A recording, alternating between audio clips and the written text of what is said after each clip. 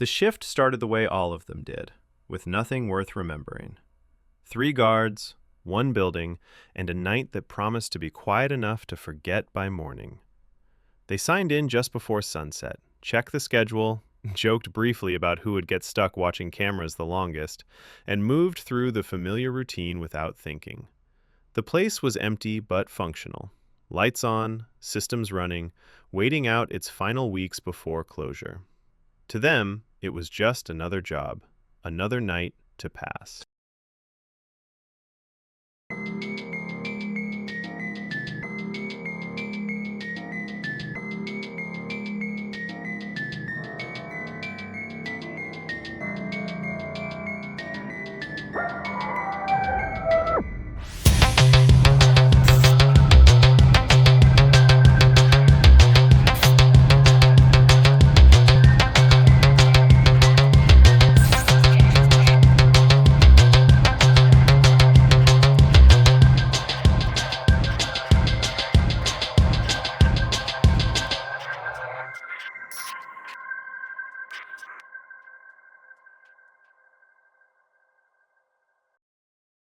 On the evening everything went wrong, the plan had been simple.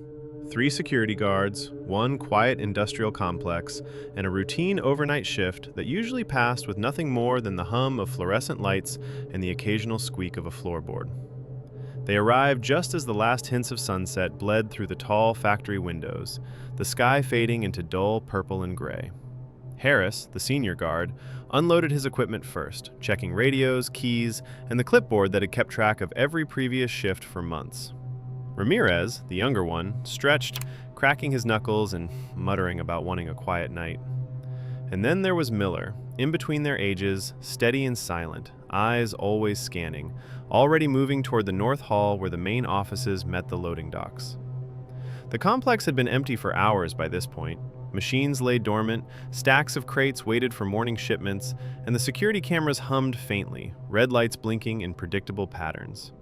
For the first half hour, they walked together, patrolling corridors, checking doors, nothing out of the ordinary. Harris joked about the coffee being weak, Ramirez laughed, Miller just nodded, keeping his eyes on the far end of the hall. There was a rhythm to the shift, one they had all learned over months of repetition. Walk, check, radio in, mark the time, repeat. Outside, the wind whispered through the vents, carrying a smell of frost and old oil, a scent that always reminded Harris of late nights alone at the factory.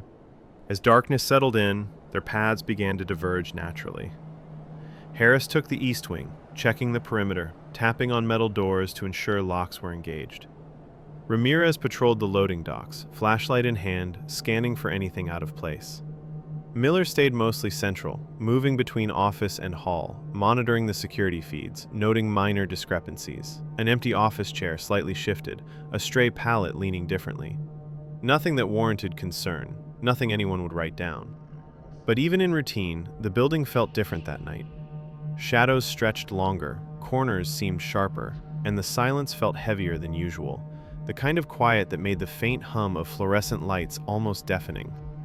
Harris radioed in after 15 minutes. "All doors secure, nothing out of place."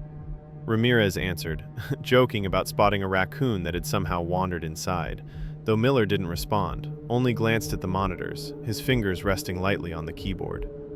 They continued like this for another hour, footsteps echoing across concrete, lights flicking from hall to hall. The night seemed calm, predictable, almost too calm, and that small detail began to gnaw at Miller. One of the cameras, just a feed in the far north corridor, caught something out of the corner of the frame, a shadow that didn't match any of them. He rewound, checked again.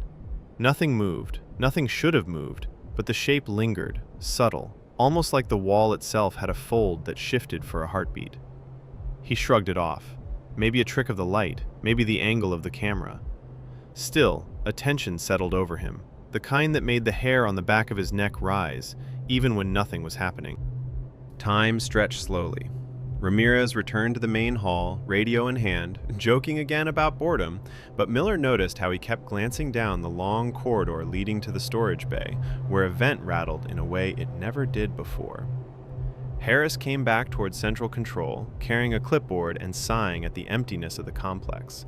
unaware of the strange feeling crawling through the shadows. The three of them converged near the main office for a brief check-in. "Everything normal?" Harris asked.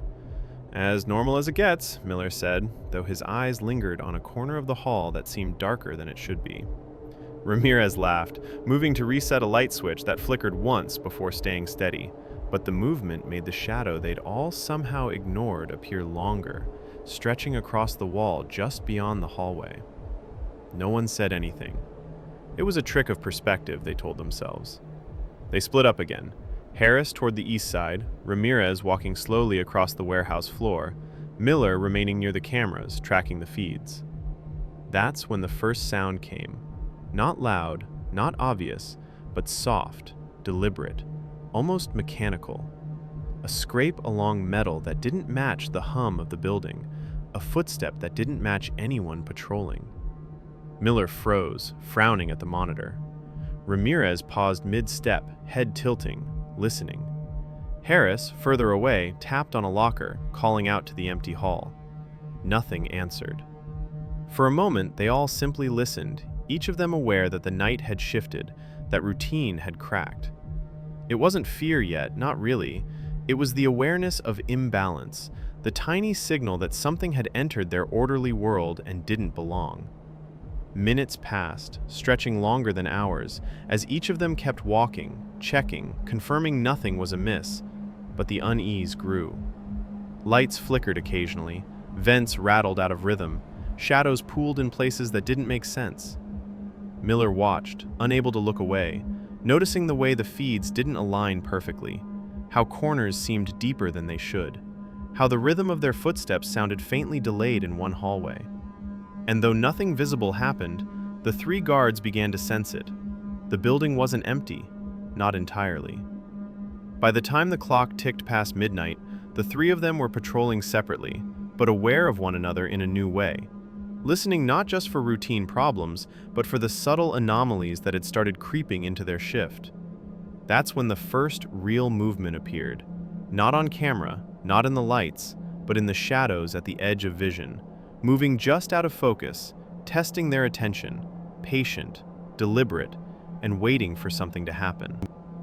By the time the second hour rolled around, the initial rhythm of the shift had begun to fray.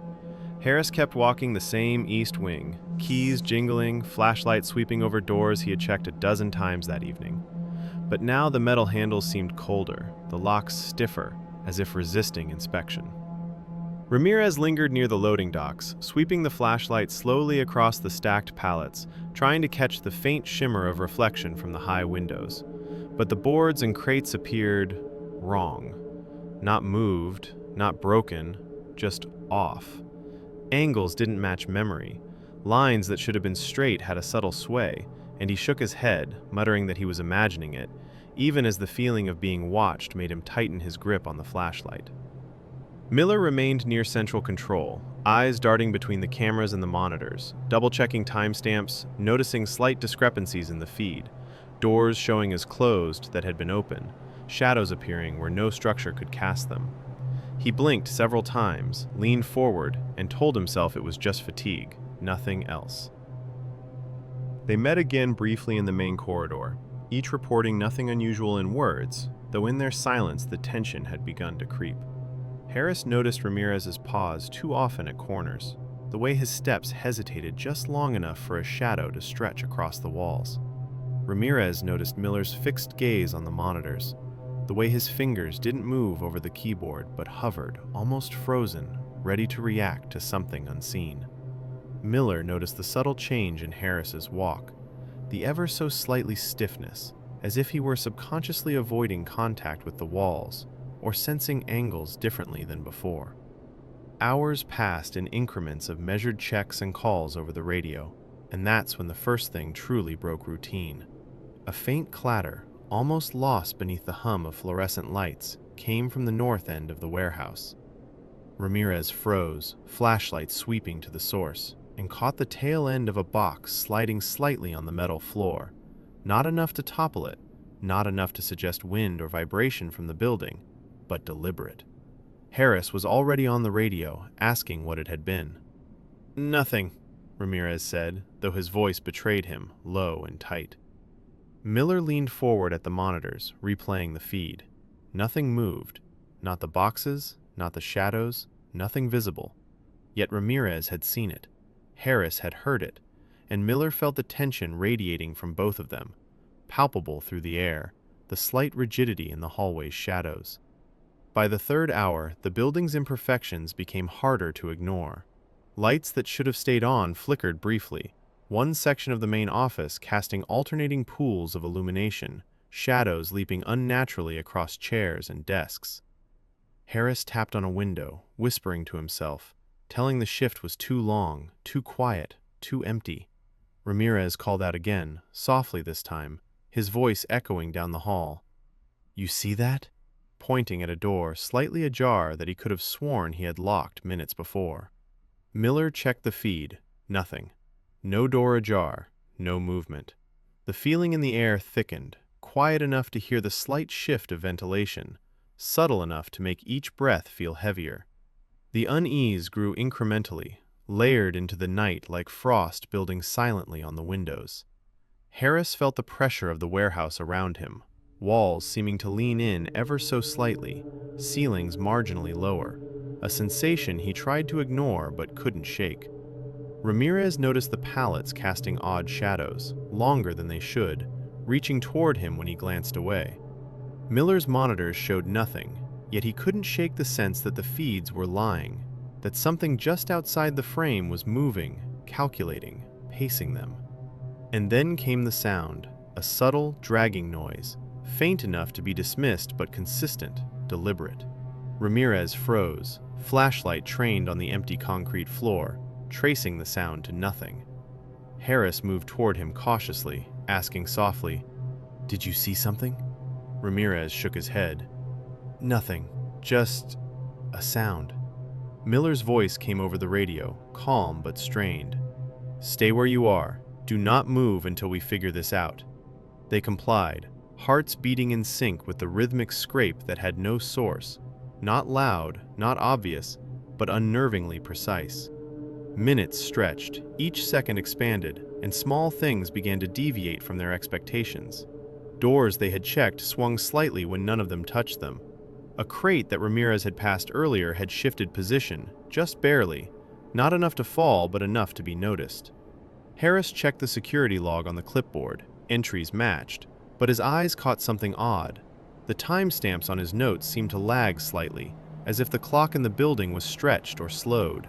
Miller observed the monitors, saw empty corridors that subtly reshaped themselves from the last sweep, shadows forming along corners that didn't exist before. The three of them began to sense that the building wasn't just empty, it was aware. By the midpoint of the shift, each guard had internalized a pattern: walk slowly, check twice, radio in, pretend normal. But even as they did this, the anomalies persisted. The followed Ramirez along the loading dock, stopping when he stopped, resuming when he resumed walking. Harris noticed the east wing seemed to stretch slightly, the doors further apart than memory dictated. Miller began to feel the monitors lag behind, a ghostly delay that made real-time observation almost impossible. Every subtle cue, every fraction of a second seemed orchestrated, as if the building itself were studying them, testing patience and focus. At 3 a.m, exhaustion began to weigh down their muscles, but the tension kept them alert. The air had thickened further, cold but not frigid, heavy but not moving, the kind of stillness that made every shuffle, every whisper, every footstep feel amplified, intimate, threatening without cause. Harris paused near a service door and noticed the handle slightly rotated, fingerprints faintly visible where none should have been. Ramirez noticed a pallet had shifted slightly in the northwest corner, just far enough to disrupt symmetry, but not enough to fall. Miller's monitors flickered and caught a glimpse, barely, a figure standing at the far edge of the north corridor, thin, unmoving, perfectly still, then gone. Nothing in the feed indicated presence. By the 4th hour, their conversations had dwindled to short observations, each sentence careful, clipped. They had fallen into a rhythm dictated not by routine but by unease, a shared sense that the complex was no longer neutral ground. It hadn't done anything overtly wrong yet, But the subtle manipulations, the slight misalignments, the patterns of sound and shadow had convinced them that something else was running the night shift alongside them. Silent, patient, measuring. The rest of the evening stretched on like that. Walking, checking, reporting, nothing visibly attacking, nothing overtly supernatural, just shifts in perception. Moments where their steps didn't match the sound of their boots, shadows lingering longer than angles should allow, noises echoing in the wrong direction, doors slightly misaligned, lights flickering just at the edge of vision. By the time dawn began to tint the horizon faintly, the guards had survived the night, but the building had left marks on them. Not scratches or bruises, but impressions. A subtle, persistent awareness that something had moved among them, just out of sight, testing patience, testing attention, waiting for the one moment they would relax. And though the complex appeared empty and normal in the first light, all three of them knew something about the shift had changed.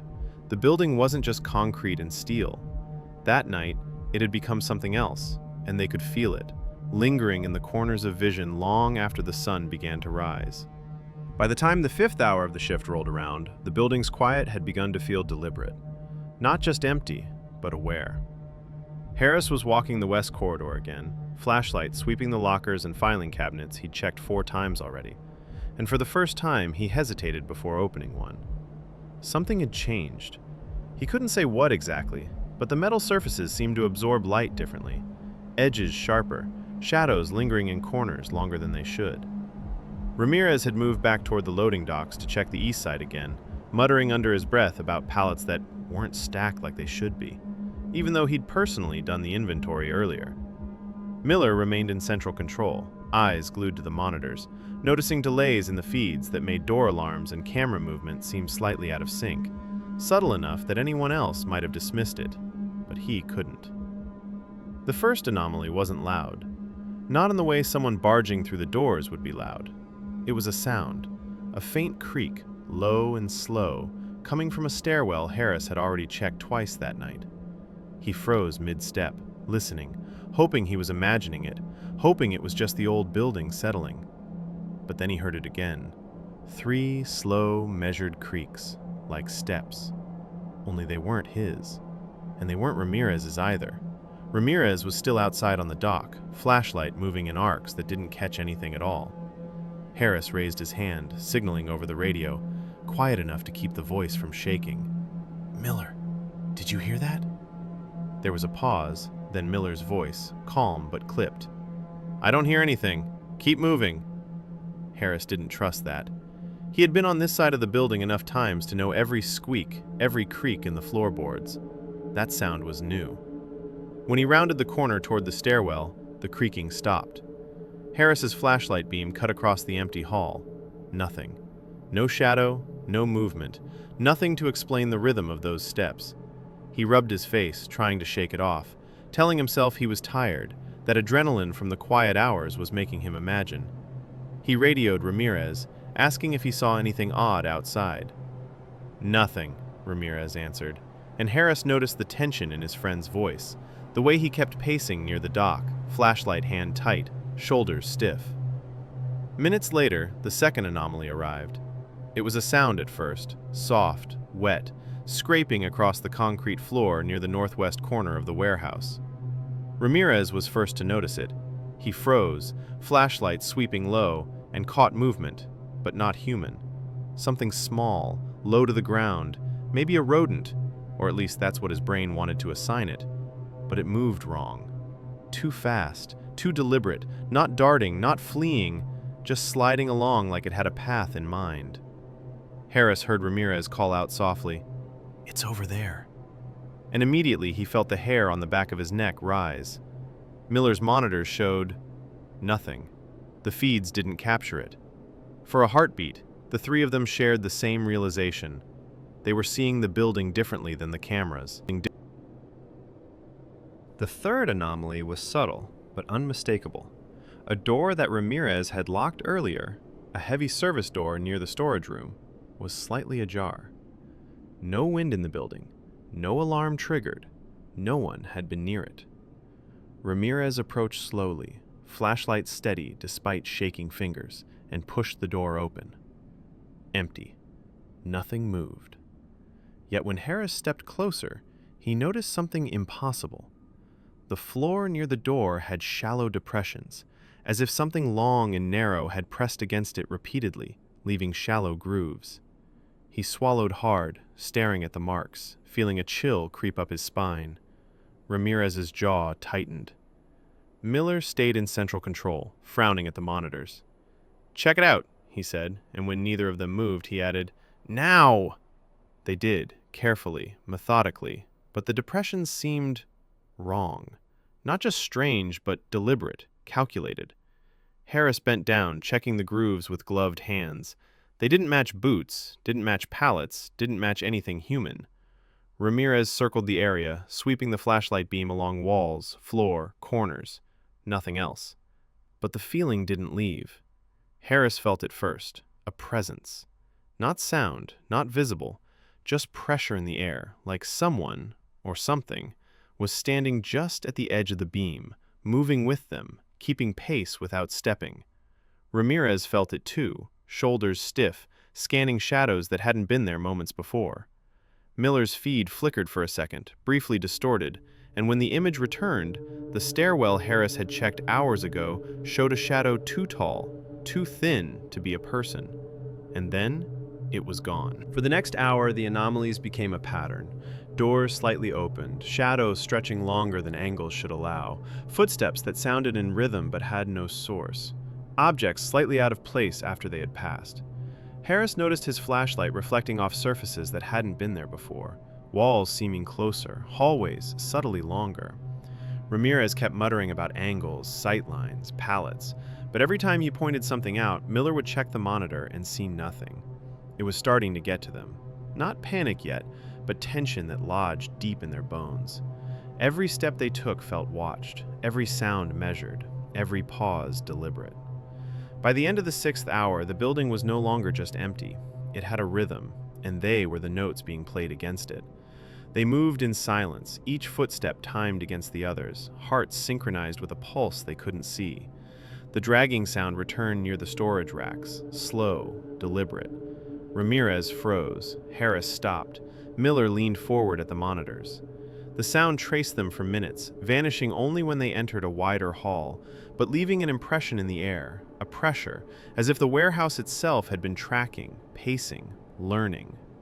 They finished the shift without incident after that, in a sense. No figure appeared, no sudden attack, no overt breach of protocol. But each man walked out into the early morning light differently than they had arrived. Tired, yes. Relieved, yes. But uneasy in ways they couldn't explain, like the building had touched them, shifted them, marked them. And even in the sunlight, on the drive home, Ramirez kept glancing at the rearview mirror. Harris noticed the way his steps felt lighter, almost too precise, and Miller replayed the monitors in his head, convinced that the building had moved when they weren't looking, that it had studied them, and that next time, it might decide to act. By the time their next patrol loop started, the building felt heavier. Not in temperature, not in sound, but in presence. Harris led the way down the main hall, flashlight sweeping ahead, and every step echoed differently than it had before. It wasn't just the old floors settling. He could hear subtle shifts beneath the boards, a dragging rhythm that matched neither his boots nor Ramirez's, a timing that made him tighten his grip on the flashlight. Ramirez followed close, muttering under his breath about angles again, about walls that weren't lining up. Miller stayed in central, hands clenched around the monitor console, eyes darting to every camera, every corner. Something had changed, something they hadn't noticed until now. The building had started responding to them. The first unmistakable sign came when they reached the northwest storage section. A pallet of boxes, stacked perfectly during the previous shift, had been toppled, not collapsed, toppled, as if nudged along the floor in careful increments.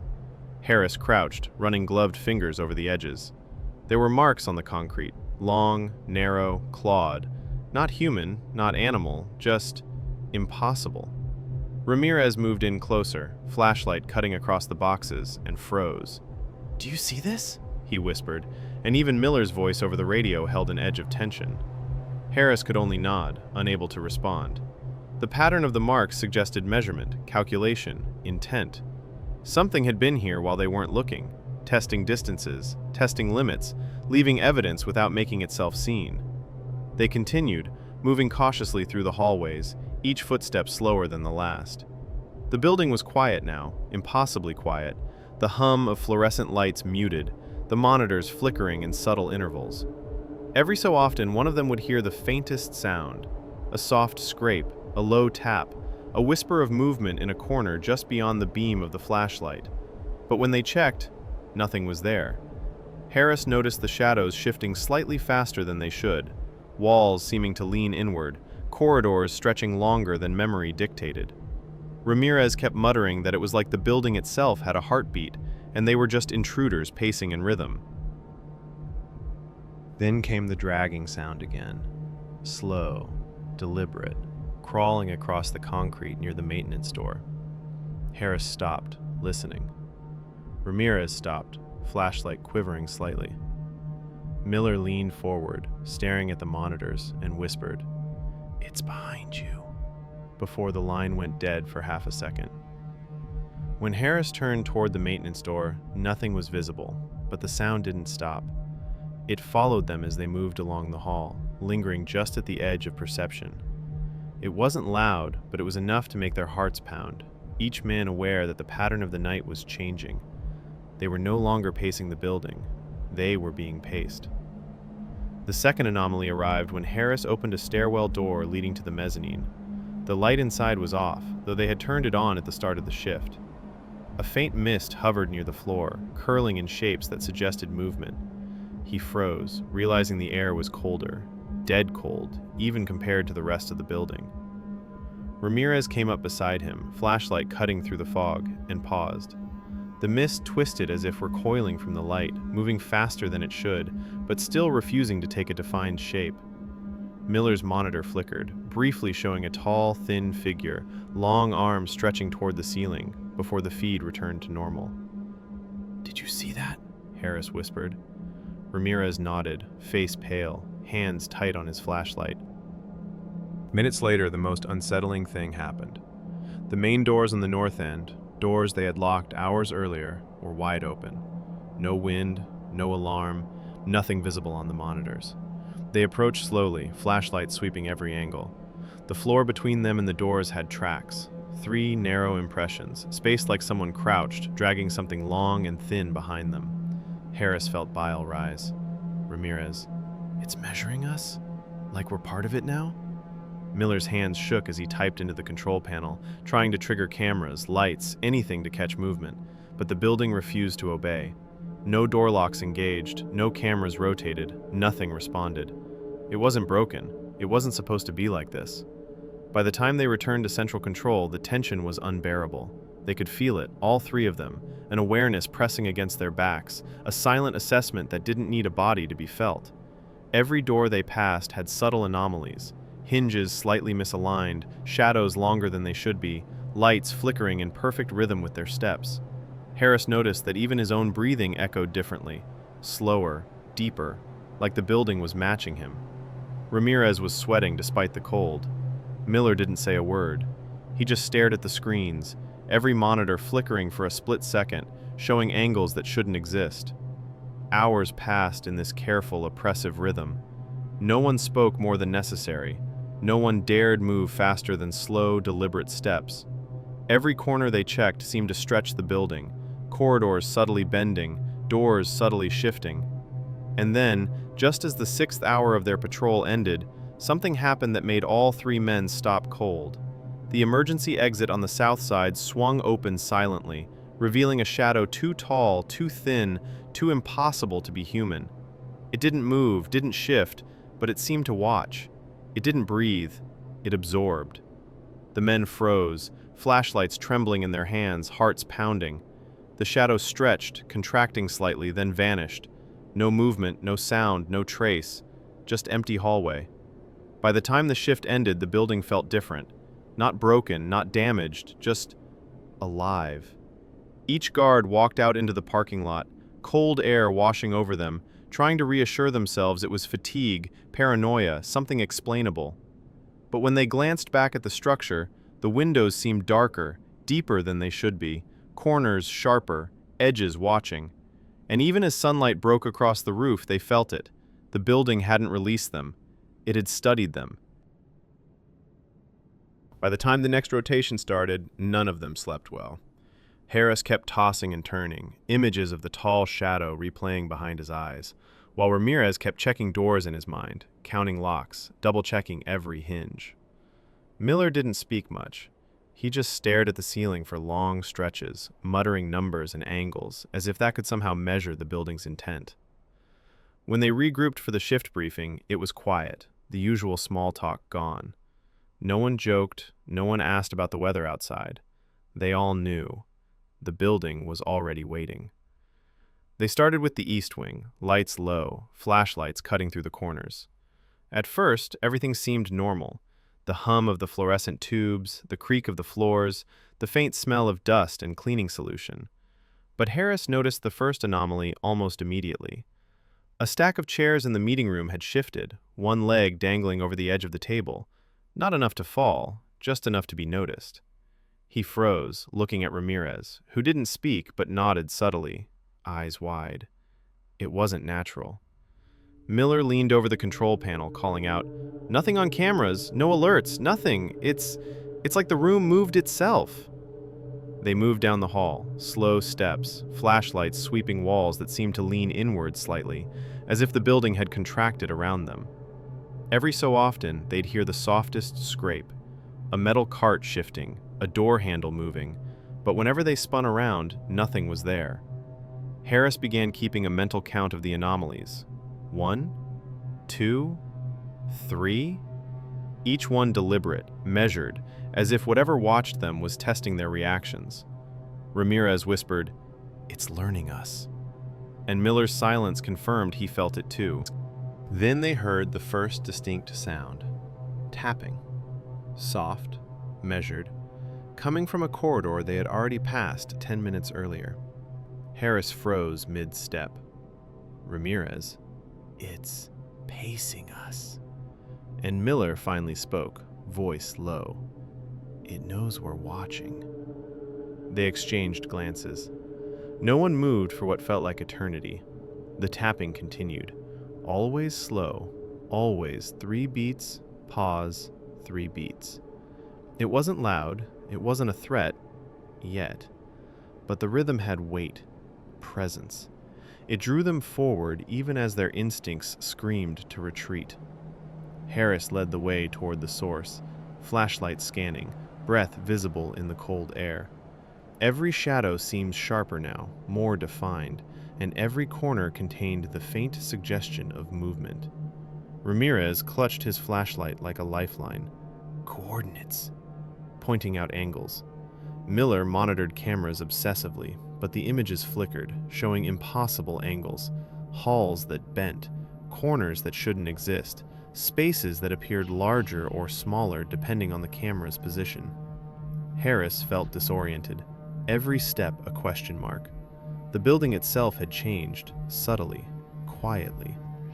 As they reached the maintenance corridor, the second anomaly became impossible to ignore. The floor beneath them shifted, not like a quake, not like a creak, but like something living, pressing up from below in slow, deliberate pulses. Harris froze, hand on Ramirez's shoulder. Ramirez's eyes were wide, staring at the floor. Miller, "Do you see it?" and pointed to the shadows between the floorboards. Long, thin, impossibly straight claw marks appeared in the dust, leading toward the far wall. Harris leaned in, heart pounding. They weren't human, not in shape, not in proportion. Then the sound started again. Low, wet breathing, coming from everywhere at once. Not loud, not threatening, just present. Each of them could feel it pressing in, matching their own pulses, their own steps. Harris tried to speak. But Ramirez put a hand on his arm, shaking his head. "No words." The building itself seemed to listen. The breathing shifted slightly with every movement they made, slower if they froze, quicker if they stepped forward. Then they saw it, or thought they did. A figure, impossibly thin, pale as washed bone, hunched in the corner near the stairwell. Not moving, not blinking, just waiting. The flashlight beam trembled in Harris's hands as he aimed it, and the figure disappeared instantly. Not into shadow, not behind anything. It just wasn't there. The breathing stopped at the same moment, leaving the air dead, thick, heavy, like a pause in reality. The three men froze, realizing the building itself had orchestrated every sensation, every sound, every shadow to manipulate them. They were no longer patrolling, they were the subject. Hours later, when the shift ended, the sun was rising, painting weak light across the parking lot. The building seemed calm, indifferent, almost innocent in the new light, but all three men knew better. They left silently. No one spoke, no one joked. The echoes of the night followed them, the tapping, the breathing, the shadows bending just out of sight. Harris looked back once, seeing a corner of the stairwell flicker like it was still alive, and shivered. Ramirez muttered, "It remembers," and Miller just nodded. The building hadn't just watched them, it had studied them, adapted to them, and it wasn't done yet. Even on the drive home, Harris could feel it. Awareness in the empty streets, in the shapes of buildings, in every shadow that seemed to move just slightly when they passed. He knew this wasn't over. They had survived the night shift, barely, but the building had left a message in every sense. It remembered, it waited, and it would never forget the three who walked its halls. And on the last night of their shift, the three of them, the senior guard, Michaels, the rookie, Dalton, and the middle-aged vet, Harris, had agreed to split the building into sections, trying to cover the empty hallways of the old corporate office that management insisted had no security issues. The cameras had been glitching for weeks, but no one had been fired yet, and the company paid well enough that they tolerated the oddities. Only this night, they all felt the same tight tension crawling up their spines from the moment they clocked in. It started small, a flicker in the stairwell lights that made Harris swear he'd just caught the shadow of someone standing at the landing. A quick metallic scrape near the loading dock that made Dalton freeze with his hand on the radio, thinking the night crew had returned early. Michaels brushed it off the first time. Something about old wiring, wind through the vents, anything to quiet the buzzing in his ears. But the feeling grew as the hours crawled forward. Each hallway seemed longer than it should be, each door heavier, like it had gained weight while they weren't looking. When they reached the east wing to check on the locked storage rooms, Dalton noticed the faintest trace of moisture on the floor, a slick line running along the threshold that hadn't been there minutes before, and the old wooden door to the supply closet rattled, not from wind, the building's HVAC system was off, but as if something inside was testing its grip, pushing against the lock from the other side. Michaels tried to laugh it off, told Dalton to stop staring at shadows, but Harris didn't even try to pretend he wasn't tense, his eyes drifting constantly toward the dim ends of the hallways, tracking movements that might not exist. By 2:13 a.m., the rhythm of the night had shifted. The usual hum of the fluorescent lights and faint whir of the vending machines had gone silent. It wasn't just quiet. It was the kind of quiet that pressed into your chest, filling your lungs with a weight that made every small sound, every creak in the old floorboards, every faint hiss from the heating pipes, feel deliberate, like it was meant for them. Michaels noticed it first. The cameras flickered for a fraction of a second, then stabilized, but for just long enough for something to appear on the feed. A shape in the stairwell behind Dalton. Not human, not anything fully recognizable, just there. Tall, thin, leaning forward slightly, unmoving, the way a shadow waits in corners. When he blinked, it vanished, and Dalton swore he didn't see anything. Harris just nodded, staring at the monitor, mouth dry, hands clenched around the edges of the desk. They tried to rationalize it, of course. Old buildings make you see things. Lack of sleep makes you see things.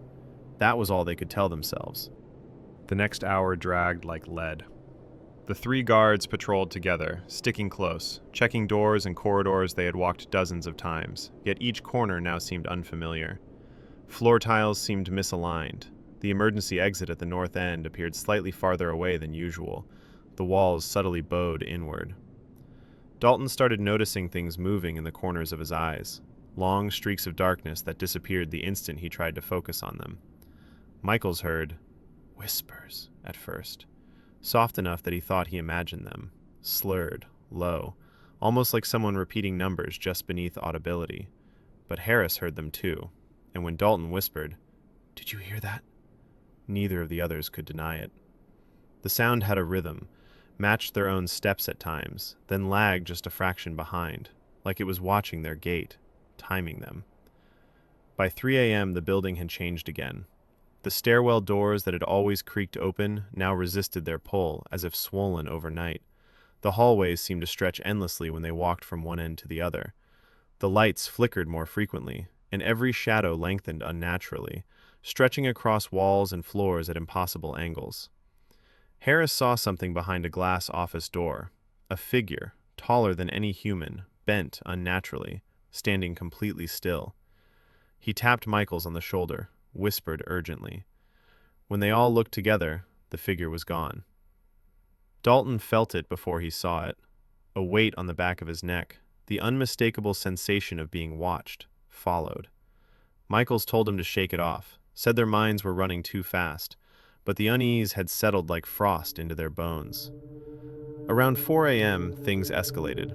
They had returned to the main security office, trying to regroup, when the monitors all went black at once. No static, no flicker, just nothing. And in that silence, something moved across the hall behind them, a long, deliberate step that sounded like unsettled dragging nails on tile. Harris grabbed a flashlight, swinging it toward the hallway. The beam fell on nothing, but the shadow at the far end stretched, swayed, and shifted closer, almost imperceptibly. Michaels felt a hand brush his arm, but Dalton was still standing beside him, frozen in place. He spun, only to see the space behind him empty. A cold, wet breath hit his neck, the kind that made his skin crawl, and Dalton yelped, pointing toward the hall, eyes wide. All three of them moved as one, scanning every dark corner, but the building remained perfectly still except for the faint, low breathing that now threaded itself between the walls, following them. Time lost meaning. The morning light should have started to creep through the high windows, but it never did. The hours blended together, marked only by the occasional flicker of the fluorescent tubes and the ever-present impossible silence. Every door they checked was locked, yet they swore they heard it creaking softly open and shut on its own. Every hallway they walked seemed to twist, subtly, disorienting them just enough to keep them on edge. At one point, Harris swore he saw his own reflection in a darkened office window, only it moved slightly differently than he did, lagging by a fraction of a second, its head tilting to watch him. Dalton refused to go near that window again. Michaels argued they were hallucinating, but no one had the courage to check another reflection after that. By 6 a.m., the first real daylight bled faintly through the grime-coated windows. They were exhausted, shaking, but the building seemed patient. Nothing attacked, nothing overtly harmed them, and yet it was clear they were being marked, followed, measured. Every object slightly out of place, every shadow lingering just a second too long, every hallway that seemed to lengthen or narrow, it was deliberate. Michaels, Dalton, and Harris left the building together, stepping into the weak dawn, each one glancing back as if the entire structure might vanish if they didn't look fast enough. The snow had started to fall lightly outside, soft flakes drifting over the empty parking lot, and they all noticed it first in silence, a faint fog rolling along the edges of the building. It didn't feel natural. It felt aware. As they drove away, doors locked behind them, each man felt it, the subtle, impossible certainty that the building, or whatever lingered in it, had marked them in a way that no report, no paperwork, no shift-ending sign-out could erase. Michaels glanced at Dalton, then at Harris. None of them spoke. They didn't need to. The building hadn't followed them in the traditional sense, but it had left something behind in the corners of their minds, in the thin line between what was seen and unseen, a quiet insistence that the story didn't end the moment they walked out. It had attached itself to them, patient, watching, waiting for the next night, for the next shift, for the moment they'd look back or stumble in fear, and that awareness settled into their bones like cold metal, subtle, permanent, undeniable. In the end, what stuck with them wasn't the alarms, the cameras, or the broken locks. They all worked, and yet none of it mattered. The weirdest part wasn't the shadows moving on their own, or the whispers over the radios when no one had pressed the button, or even the way the temperature dropped suddenly in one hallway and returned just as suddenly in another. It was how quiet it became. After the last patrol, when the youngest guard swore he'd seen someone standing at the end of the main corridor, the building didn't fight back. It just let them go. Like it had finished testing them. Like it had judged them and decided they were no longer worth its attention.